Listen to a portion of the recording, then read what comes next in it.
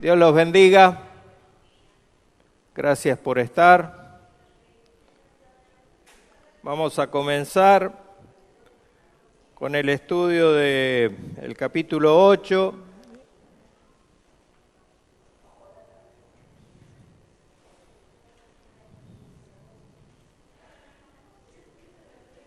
Ya habíamos visto, voy a leer el enunciado del subpunto 1. Leo el enunciado del subpunto 1, Cristo el mediador.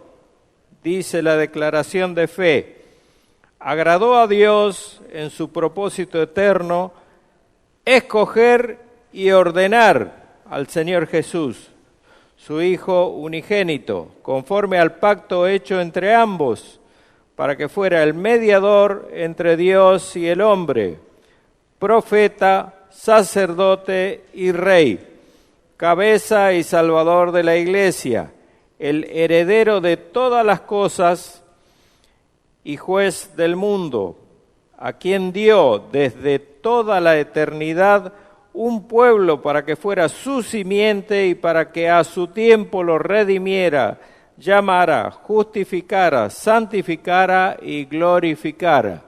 Eso es lo que dice nuestra declaración de fe, donde deja claro que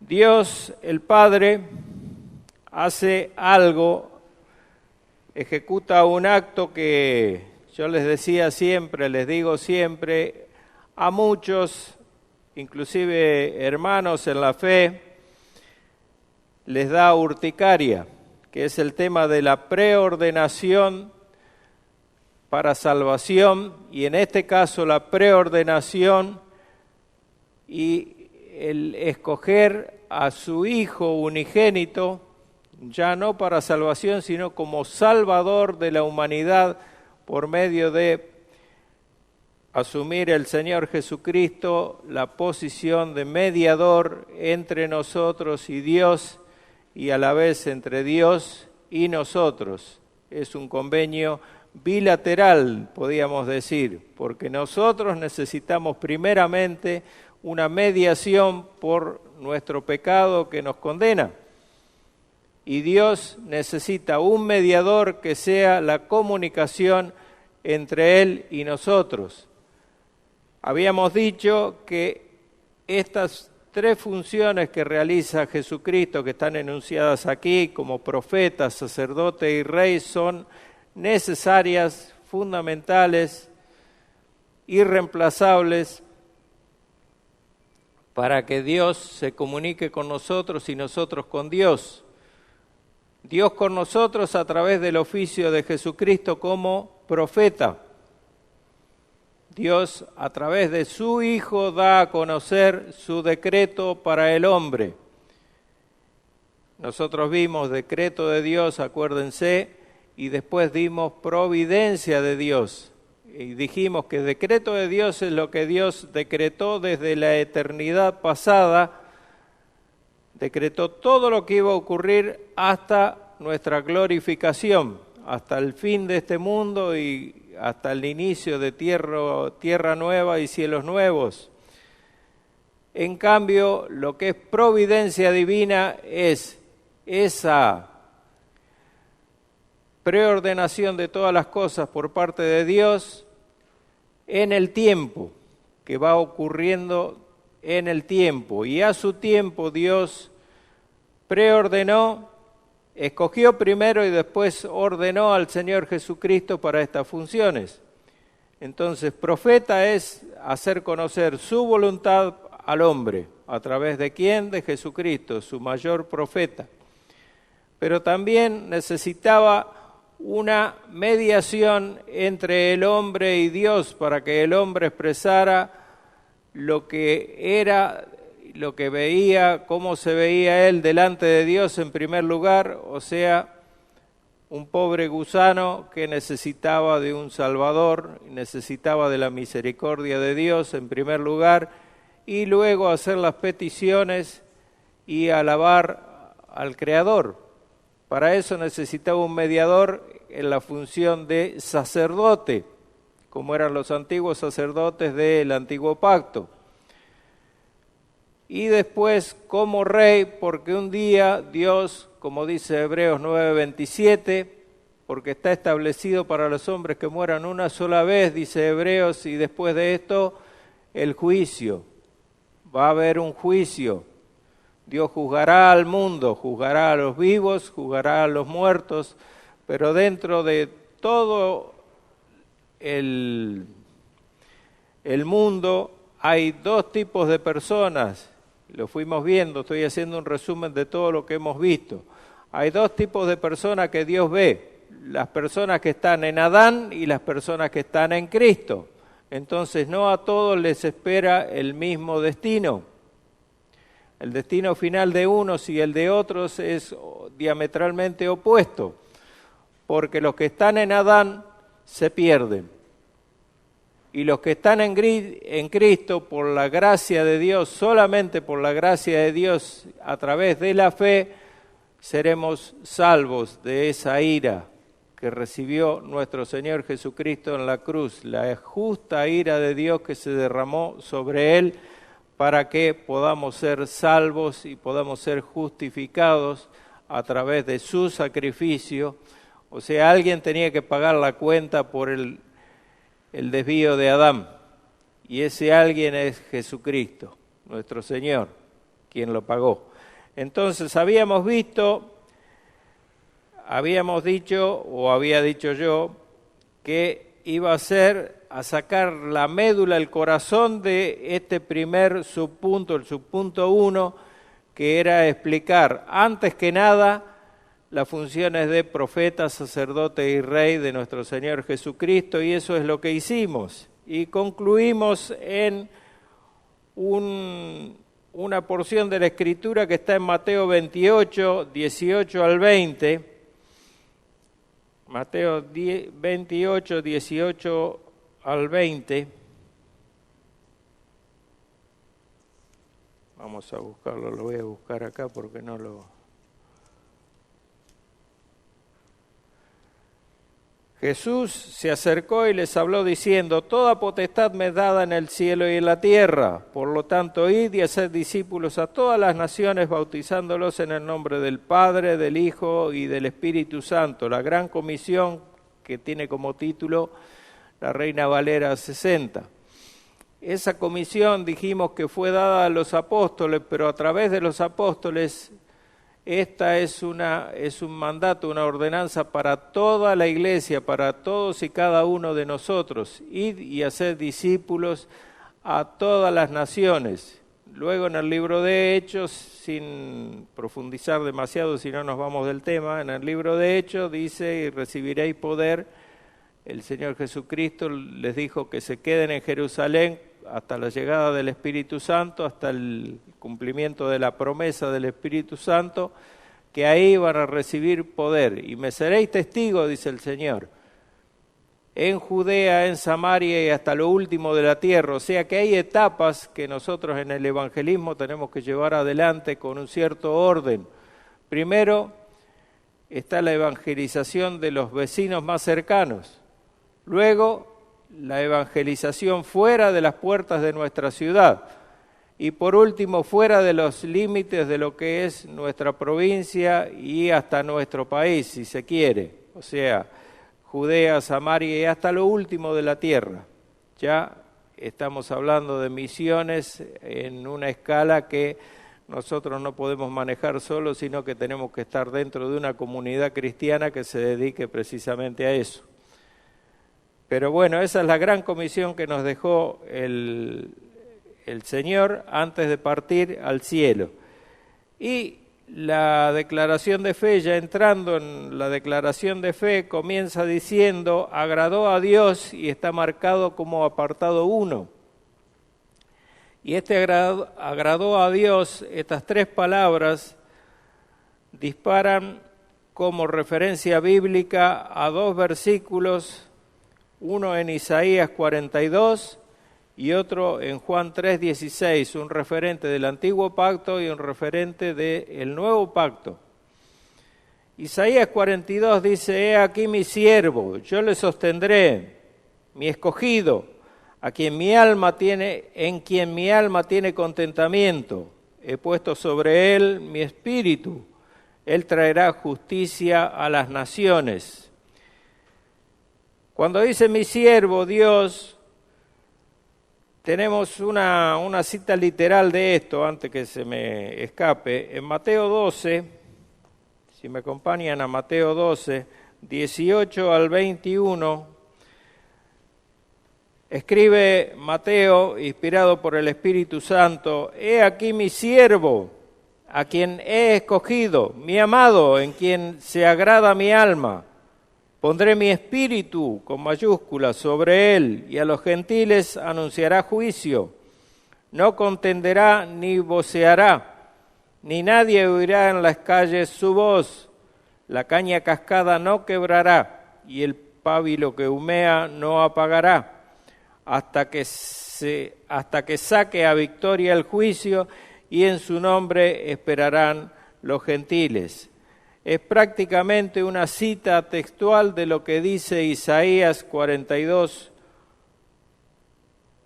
1 en adelante. He aquí mi siervo, dice Isaías, yo le sostendré, mi escogido, en quien mi alma tiene contentamiento, como leímos recién. He puesto sobre él mi espíritu, él traerá justicia a las naciones. Y continúa Isaías, dice, no gritará, ni alzará su voz, ni lo hará oír en las calles. No quebrará la caña cascada, ni apagará el pábilo que humea, por medio de la verdad traerá justicia.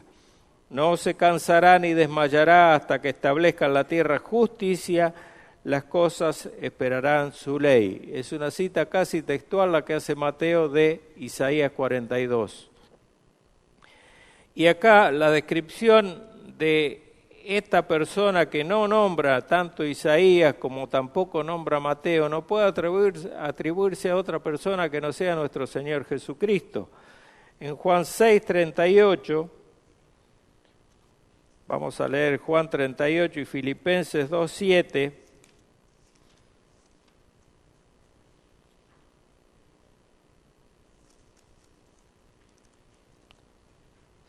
6:38, porque he descendido del cielo, dice Jesucristo, no para hacer mi voluntad, sino la voluntad del que me envió. Aquí está perfilándose como profeta de parte del Padre. Y Filipenses 2:7 habla de la humillación de Cristo, no lo quiero leer para no hacerlo tan largo, pero habla de que Jesucristo se hizo siervo obediente. Entonces, el carácter asumido por el Hijo de Dios a través de su humillación fue el de siervo obediente. Mi escogido, dice Dios en el versículo de Isaías, el Hijo fue escogido por Dios antes de la fundación del mundo. ¿Para qué? Para un acto de expiación. ¿Y sobre quién iba a ser aplicada esta expiación? Sobre su pueblo elegido desde antes de la fundación del mundo. Desde antes de la fundación del mundo, Dios ha elegido un pueblo suyo para entregárselo a nuestro Señor Jesucristo y que Él sea su Redentor. Primera de Pedro 1:20 y Apocalipsis 13:8 refuerzan esto.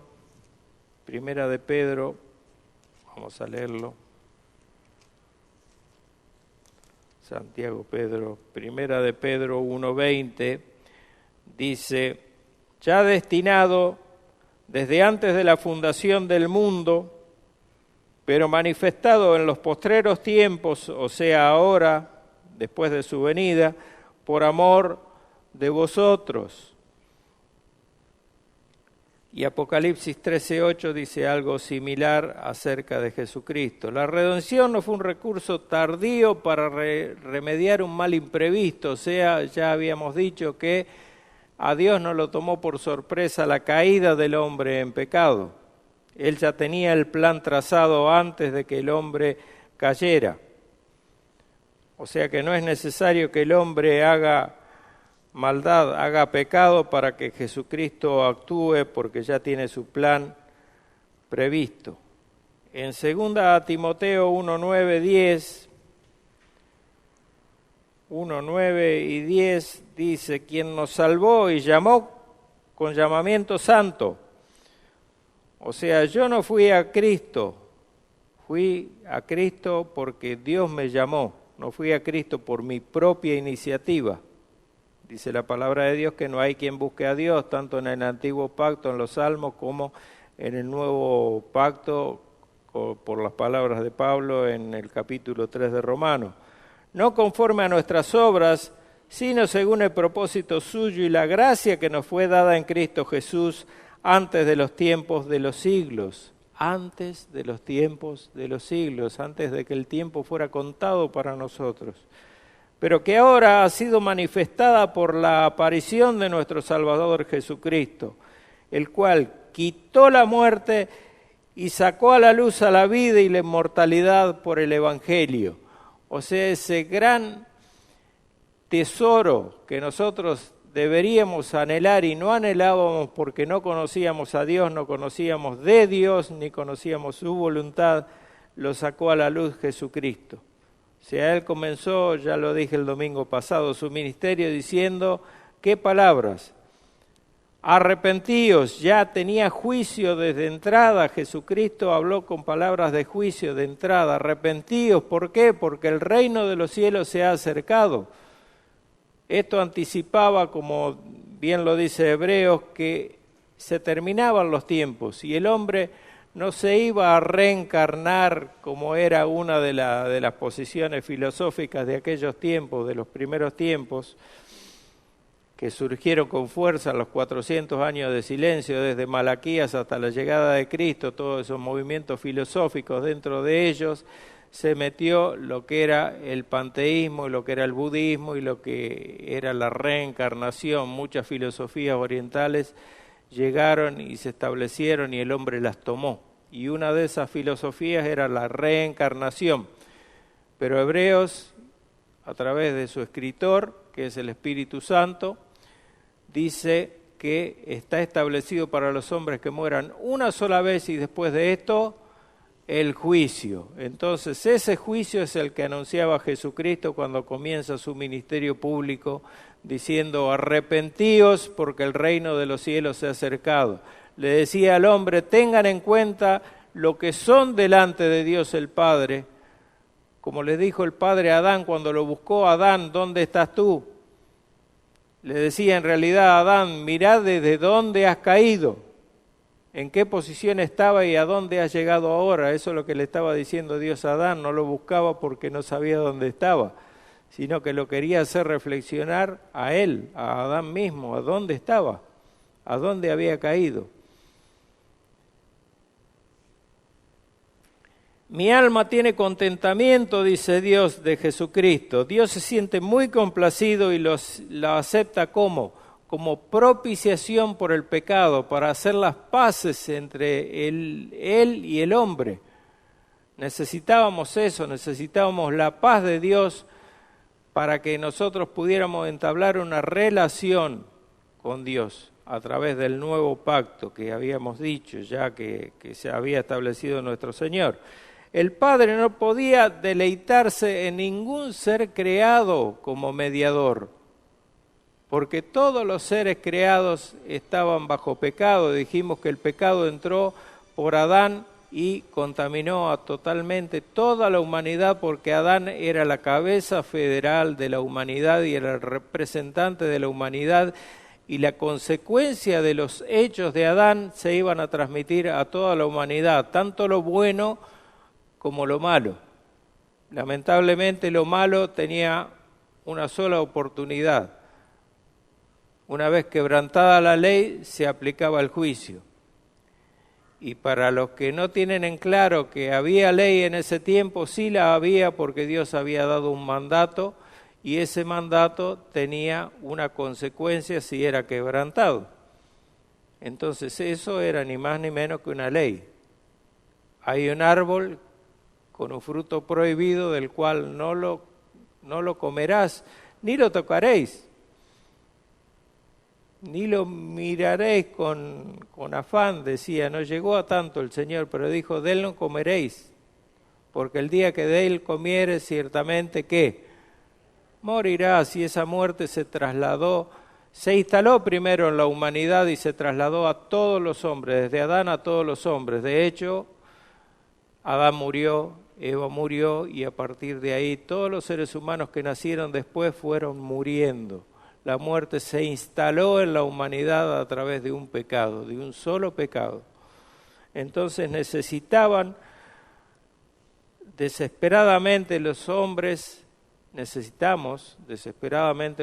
de un Salvador, un mediador. Y el Padre no podía deleitarse en ningún ser creado porque era pecador, estaba contaminado con el pecado. Y hubo una voz de los cielos, dice Mateo 3:17, que decía, este es mi Hijo amado en quien tengo complacencia. Palabras similares a la que dice Isaías 42. Y dijo Jesús, para juicio en Juan 9:39, Mateo 12:18, lo vamos a leer después, Mateo 9:39, para juicio he venido yo a este mundo, para que los que no ven, vean, y para que los que ven sean cegados. ¿Quiénes son estos que ven y estos que no ven? Los que ven son los que reconocen que están perdidos, que son aquellos llamados por Dios y Dios le abre los ojos y ellos ven en qué condición se encuentran. Y los que ven son aquellos que supuestamente se creen que son herederos del cielo o que tienen una predestinación para ser salvos. Esto entra en el terreno del universalismo. Todos los que mueren, dice, hasta no hace mucho, se estilaba, un par de años atrás creo yo, se estilaba que cada vez que moría uno, desgraciadamente por un accidente de moto, decían una estrella más en el cielo. Como que todo el que moría iba al cielo. Ese es un pensamiento universalista instalado por la Iglesia de Roma. Pero no es así, no es así. Lamentablemente Dios tiene la predestinación y la preordenación del destino de cada persona. El que está en Cristo, sí, va al cielo, tendrá como destino al cielo, indudablemente, porque su promesa es esa. Pero el que no está en Cristo, el que es rebelde a su voz, desgraciadamente se pierde. O sea, no se verá una estrella más en el cielo. Y en Mateo 12:18, anunciará, pondrá de manifiesto, hará que se publique. Cristo produjo y anunció su juicio. Y este es un terreno en el que no voy a entrar, pero hay algo, una punta de lo que estuvo predicando nuestro pastor Lázaro el otro domingo, y él no lo nombró, pero hay una doble predestinación por parte de Dios, porque no podemos decir que a Dios se le escape nada. Entonces, si a Dios no se le escapa nada, y Dios es el autor de cada una de las cosas que ocurren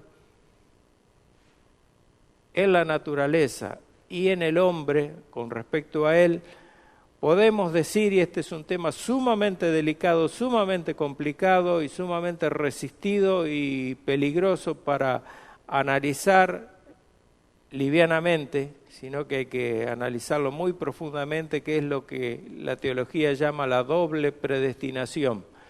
Porque las personas que están siendo llamadas por Dios a salvación tienen una predestinación para vida, pero las personas a las que el Evangelio les llega y ellas se resisten, que no son elegidas por Dios, podemos decir que indirectamente están predestinadas también para la perdición.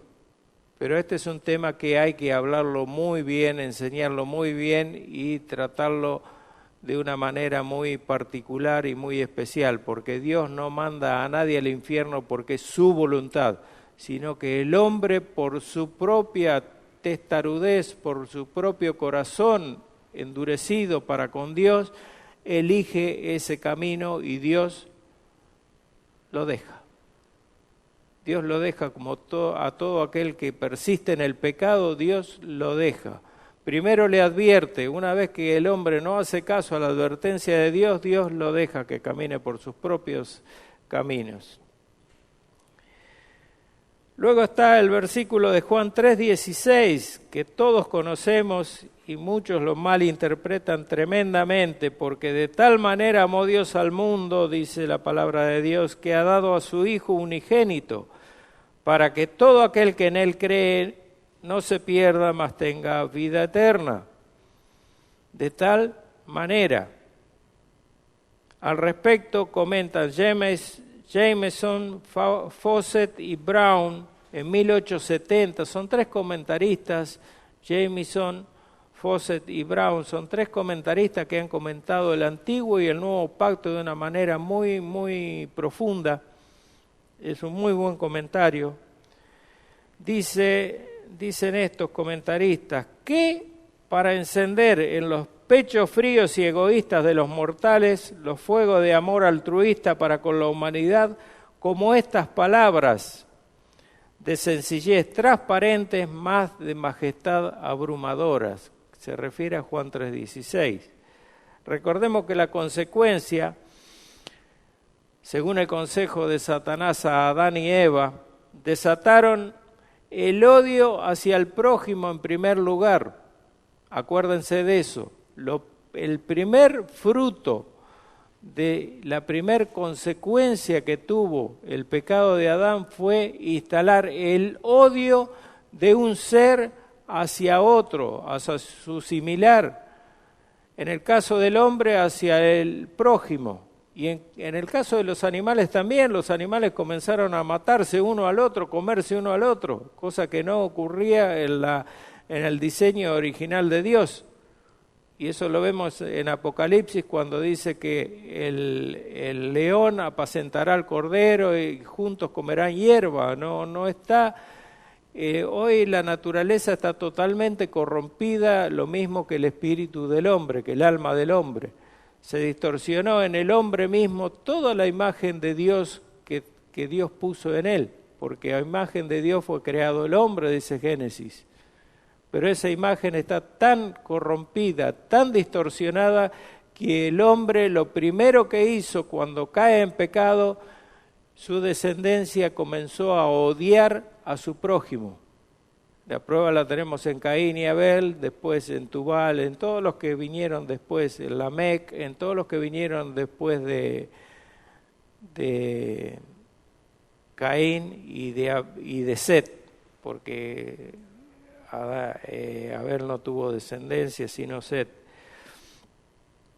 Este cuadro que nos muestra Juan de Jesús hablando con el fariseo Nicodemo, de eso habla el capítulo 3 de Juan, comprende varias divisiones distintas. Dios habla del mundo en su sentido más amplio, pero no cuantitativamente, o sea, todo el mundo sin distinción, sino cualitativamente, de todo el mundo, de aquellos que Dios desde la eternidad pasada había elegido. Él amó a todo el mundo en general, por eso su gracia común para con todos, pero un amor especial que dio esa gracia salvífica a los escogidos. No es la misma gracia de Dios la que derrama para con el mundo inconverso, para el mundo impío, que para el que tiene ese amor que derrama sobre sus hijos. No es el mismo amor. Sin excepción, sino aquellos que Dios predestinó, dijimos, sus escogidos, ya que el hombre natural no puede ni quiere saber nada con Dios. Ese es el motivo. El hombre natural no percibe las cosas que son del Espíritu de Dios, dice 1 Corintios 2:14. ¿Por qué? Porque no la puede entender. Para él son locura. ¿Por qué? Porque han de discernirse espiritualmente. Y el hombre espiritualmente, como leemos en Efesios 2, escrito por Pablo, está espiritualmente muerto. O sea, Dios es quien nos da vida.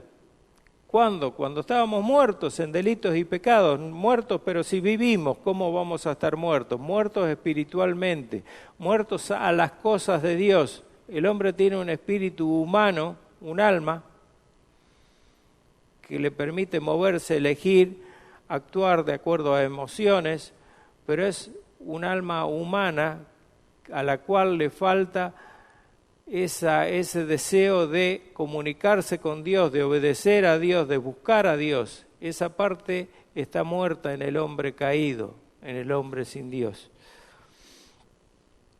Amor de Dios, se refiere Juan al amor de Dios para aquel mundo que perece, concebido este amor por el don mismo que es Jesucristo. Él amó al mundo de tal manera que envió a su propio Hijo como propiciación por el pecado.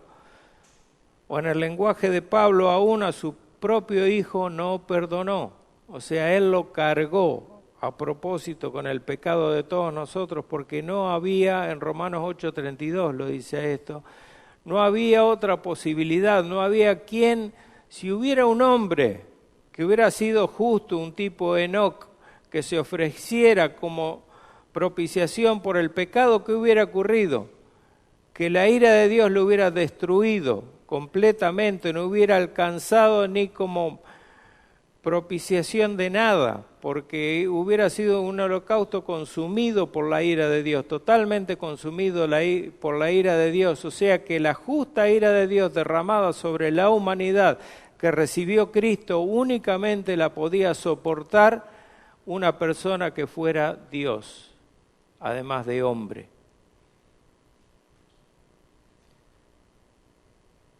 El fruto de este don tremendo es la dádiva de la vida eterna, y el modo por el cual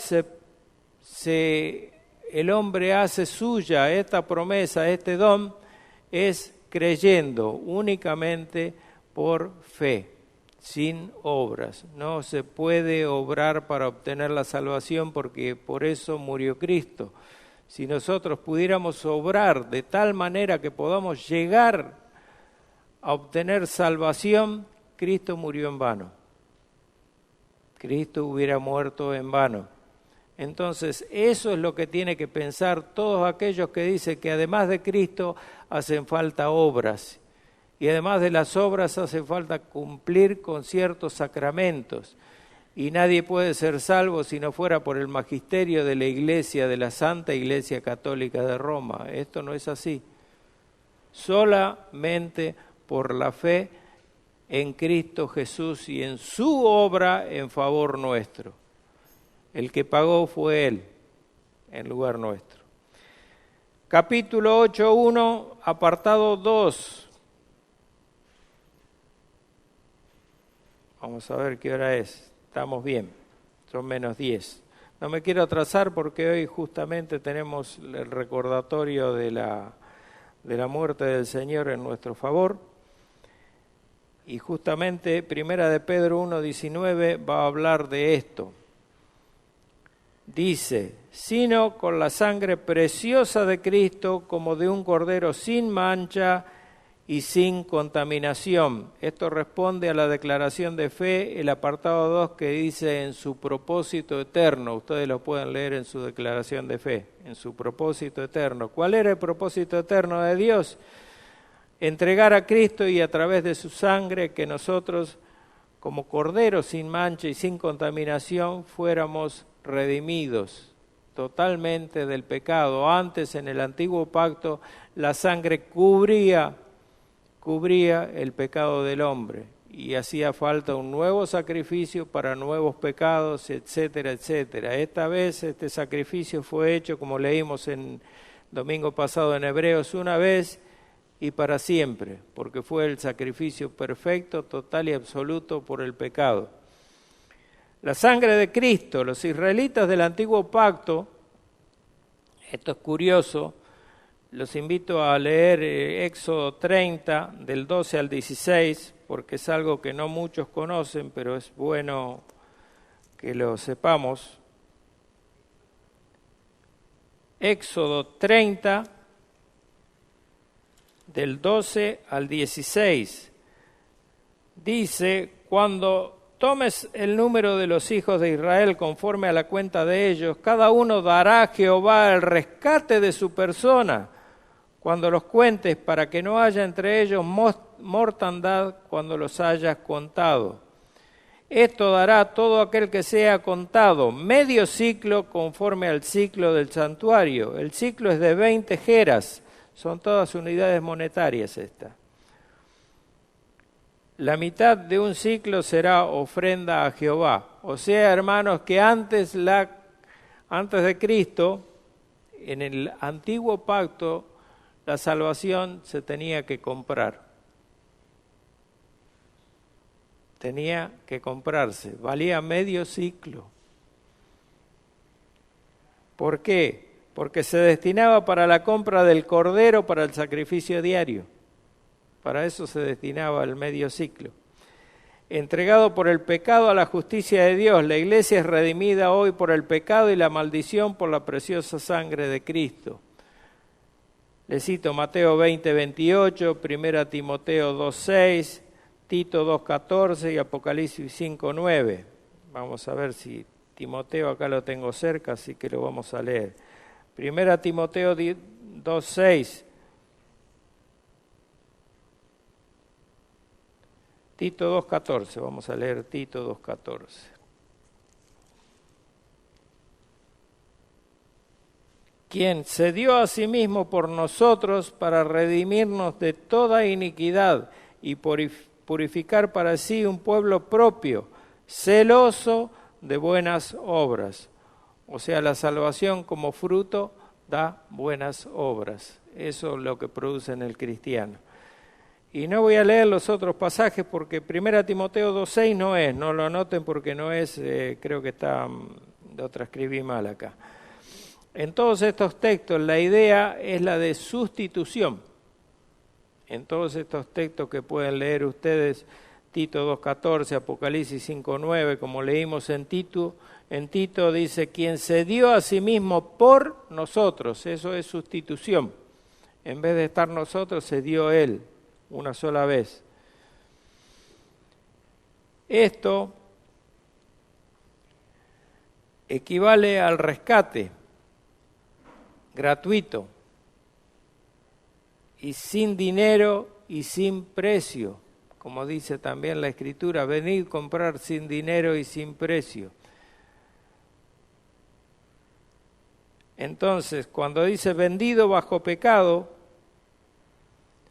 el hombre estaba vendido bajo pecado como esclavo. Estaba preso de una cárcel que se llamaba pecado y no podía salir, y eso lo llevaba a la condenación por la maldición que estaba sobre él. Entonces el rescate fue pagado al juez, justamente airado, y fue aceptado por Dios el Padre como satisfacción vicaria por nuestro pecado, por cuanto fue su amor, tanto como su justicia, lo que lo predeterminó. El quebrantar la ley exigía el pago por la consecuencia de quebrantar la ley. Esa multa no la podíamos pagar nosotros, la pagó nuestro hermano mayor, que fue en rescate nuestro. Un israelita vendido como esclavo por alguna deuda podía ser redimido por alguno de sus hermanos. Esto lo podemos encontrar en el Antiguo Pacto, si lo leemos. Como nosotros no podíamos rescatarnos a nosotros mismos, nos era totalmente imposible, Cristo asumió nuestra naturaleza humana, para hacerse nuestro hermano mayor y poder efectuar ese rescate. Por eso, si ustedes leen con atención la parábola del hijo pródigo, se van a dar cuenta que el hermano mayor estaba injustamente enojado porque él debía ser quien saliera a buscar a su hermano perdido y no lo hizo. Esto es un paréntesis nada más, no es para que entremos en otro tema. Para saber lo que el pecado es, debemos saber el precio que costó para tener en cuenta nosotros y tratar de dimensionar lo que el pecado es para Dios, tenemos que poner al lado lo que costó y meditar sobre eso. ¿Qué costó el pecado? Lo que vamos a celebrar hoy, la muerte del Hijo, como Cordero perfecto, puro y sin mancha, en una cruz cargando el pecado de toda la humanidad. No, cargando el pecado de aquellos escogidos desde antes de la fundación del mundo. Siempre lo repito porque quiero que quede claro esto. Cristo no murió para abrir la posibilidad de que cualquiera pueda entrar por la puerta estrecha, sino Cristo murió por todos aquellos que estaban predestinados y llamados a entrar por la puerta estrecha. No todos teníamos la llave de la fe para poder abrir esa puerta y entrar, sino aquellos elegidos.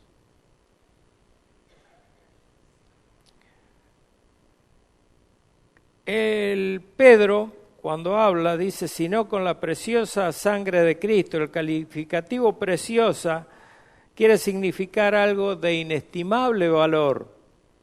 En el orden griego sería con preciosa sangre como la de un cordero sin mancha y sin contaminación contraída por el contacto con otros, la misma sangre de Cristo. Por eso Cristo fue engendrado por el Espíritu Santo en el cuerpo de María, virgen en ese momento, hasta ese momento. Para no ser contaminado por quién, por José su marido, que era un hombre pecador, un hombre contaminado por el pecado. Entonces, aunque fue verdaderamente hombre, Cristo fue puro en sí mismo, de esta manera. No había forma de que pudiera ser de otra, ya vamos a terminar aquí. El Cordero santo y sin mancha fue santo y sin mancha, por eso Él se hizo hombre. ¿Murió por qué? Como hombre, porque tenía que cumplir como hombre lo que Adán como hombre no pudo cumplir. Vivir una vida sin pecado, sin quebrantar un solo punto de la ley, sin quebrantar ninguno de los 10 mandamientos y los 623 que vienen después atrás, que son las leyes civiles y etcétera, los mandamientos para los judíos. Jesús cumplió perfectamente con toda la ley como hombre y fue a su vez el Cordero del sacrificio por cual a través de su sangre nos redimió del pecado, hizo expiación por ellos y hizo propiciación por ellos. O sea, quedamos en paz con Dios a través de la sangre de Cristo, que quitó todo, absolutamente todo el pecado de nosotros.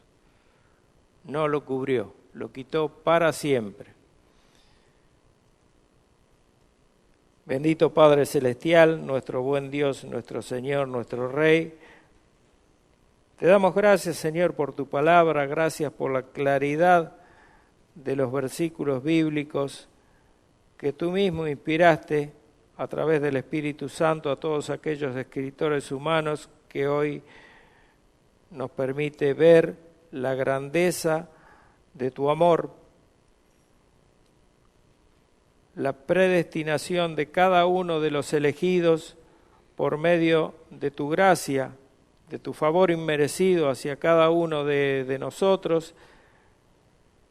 Te damos gracias por Cristo, nuestro mediador, aquel que se dio por nosotros en una cruz y derramó su sangre para la remisión de todos nuestros pecados. Él nos redimió, nos liberó de esa cárcel en la cual estábamos presos a merced de Satanás y con rumbo a la perdición.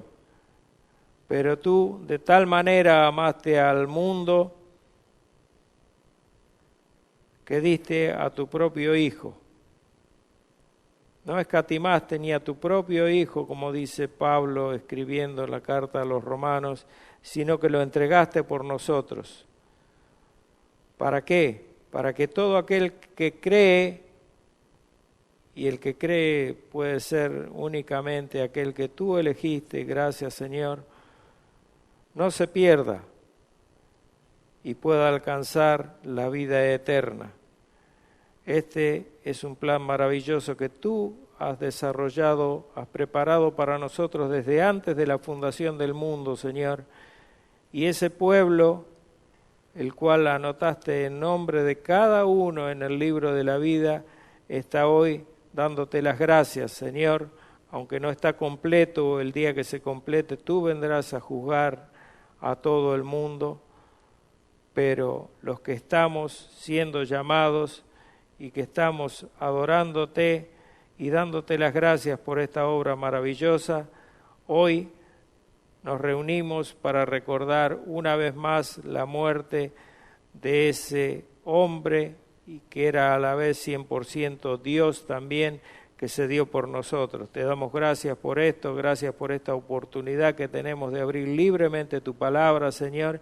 Te pedimos que estés bendiciendo este culto de principio a fin y que te agrades con nuestras alabanzas y nuestra adoración, Señor, porque solo tú mereces toda la gloria por esa obra tan maravillosa que has hecho en nuestro favor, en favor de tu pueblo. En el nombre precioso de Cristo Jesús. Amén.